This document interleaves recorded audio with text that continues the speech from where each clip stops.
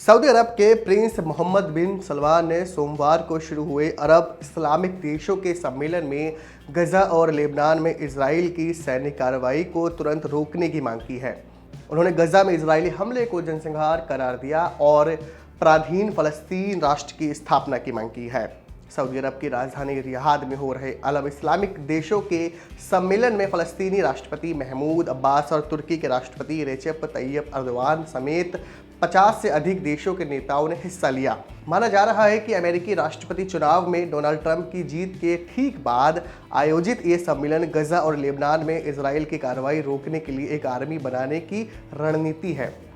Saudi अरब और दूसरे Islamic देश इजराइल पर गजा और लेबनान से वापसी के लिए दबाव बनाना चाहते हैं। ट्रंप की इसमें अहम भूमिका हो सकती है। सऊदी अरब के प्रिंस मोहम्मद बिन सलमान ने सोमवार को अरब इस्लामिक देशों के इस सम्मेलन का उद्घाटन करते हुए कहा कि उनका देश एक बार फिर इजराइल की ओर से फलस्तीनियों के जनसंहार की निंदा करता है।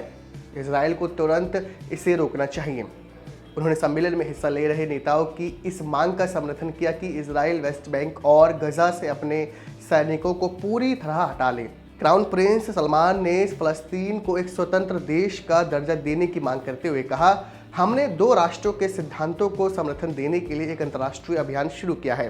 उन्होंने कहा, फलस्तीन के खिलाफ निरंतर अपराध, अल अक्सा मस्जिद की पवित्रता के उल्लंघन और सभी फलस्तीनी इलाकों में फलस्तीनी अथॉरिटी की अहम भूमिका को ख़त्म करने की इजराइल की कार्रवाई फलस्तीनियों के सभी वैध अधिकार पाने की कोशिशों को कमज़ोर कर देगी। मोहम्मद बिन सलमान ने गजा में फ़लस्तीनियों के लिए काम करने वाले यूएन की agency United Nations relief and workers for फ़लस्तीन यानी UNRWA पर प्रतिबंध लगाने की भी निंदा की है। पिछले दिनों इजराइल ने इस एजेंसी पर यह कहकर प्रतिबंध लगा दिया था, इसमें शामिल लोग हमास के लड़ाकों की मदद करते रहे हैं। हमास के स्वास्थ्य मंत्रालय के मुताबिक गजा में इजरायली हमलों में अब तक 43,000 से ज़्यादा लोगों की मौत हो चुकी है। सऊदी प्रिंस ने सम्मेलन में ईरान का भी मुद्दा उठाया और कहा कि अंतर्राष्ट्रीय समुदाय इजराइल को ईरान की संप्रभुता का सम्मान करने के लिए बाध्य करे।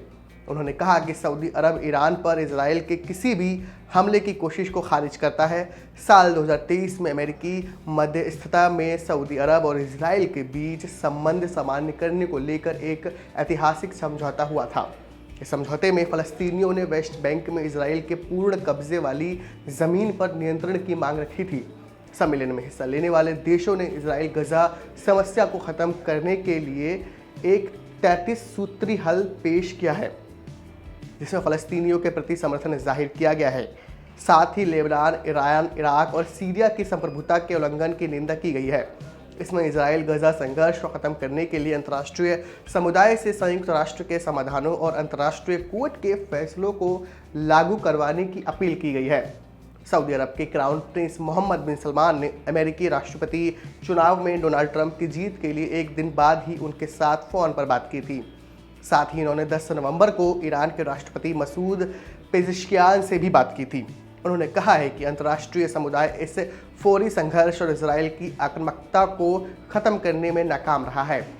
सऊदी अरब के विदेश मंत्री प्रिंस फैसल ने पिछले महीने कहा था कि जब तक फ़लस्तीनियों के अधिकार बहाल नहीं हो जाते तब तक इजराइल से रिश्ते सामान्य करने पर बात नहीं हो सकती है। ईरान के राष्ट्रपति मसूद पेज़ेश्कियान ने ज़रूरी सरकारी कामकाज के दबाव की वजह से सम्मेलन में हिस्सा नहीं लिया, लेकिन देश प्रथम उपराष्ट्रपति महमद रज़ा आरिफ ने कहा कि इजराइल ने हमास और हिजबुल्लाह नेताओं की हत्या की है। उन्होंने कहा कि ये इजराइल का संगठित आतंकवाद है।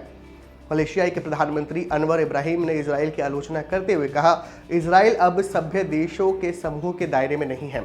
उसकी क्रूरता को देखते हुए अभी ये फैसला लेने का समय आ गया है कि न सिर्फ मध्य पूर्व बल्कि पूरी वैश्विक व्यवस्था की सुरक्षा के लिए निर्णायक कदम उठाए जाएं।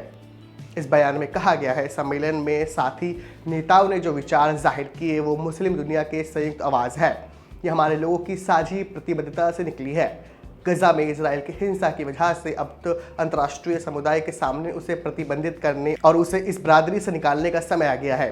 फ़लस्तीनियों के लिए काम कर रहे UNRWA को प्रतिबंधित करना भी मानवीय सहायता की मदद को ध्वस्त करना है। अरब लीग के सेक्रेटरी जनरल अहमद अबुल गेइत ने इजराइल की आलोचना की है। उन्होंने कहा, फ़लस्तीन के लोगों पर जो गुजर रही है उसे शब्दों में बयान नहीं किया जा सकता। इजराइल ने यहाँ के लोगों के खिलाफ जो कार्रवाई की है उसने शांति हासिल करने की कोशिशों को काफ़ी कमज़ोर कर दिया है। जब यहाँ पूरी तरह शांति हो जाएगी तभी हम यहाँ के लोगों को न्याय दिला पाएंगे। लेबनान के प्रधानमंत्री नजीब मिकाती ने कहा कि उनका देश भूतपूर्व संकट से गुजर रहा है। इसने लेबनान का अस्तित्व को खतरे में डाल दिया है। इजराइल लेबनान में हिजबुल्लाह के ठिकानों पर लगातार हमले कर रहा है। लेबनान के स्वास्थ्य मंत्रालय के मुताबिक पिछले सप्ताह एक हिजबुल्लाह और इजराइल के बीच संघर्ष में पिछले 13 महीनों के दौरान 3000 लोगों की मौत हो गई है। वहीं सम्मेलन में हिस्सा लेने वाले पाकिस्तान के प्रधानमंत्री शहबाज शरीफ ने कहा कि इजराइल बिना किसी डर के बेकसूर फ़लस्तीनियों का जनसंहार जारी रखा हुआ है। अभी के लिए इतना ही। अगर आपको वीडियो पसंद आए हो तो हमारे चैनल को सब्सक्राइब करें, वीडियो को शेयर करें, लाइक करें, कमेंट करें।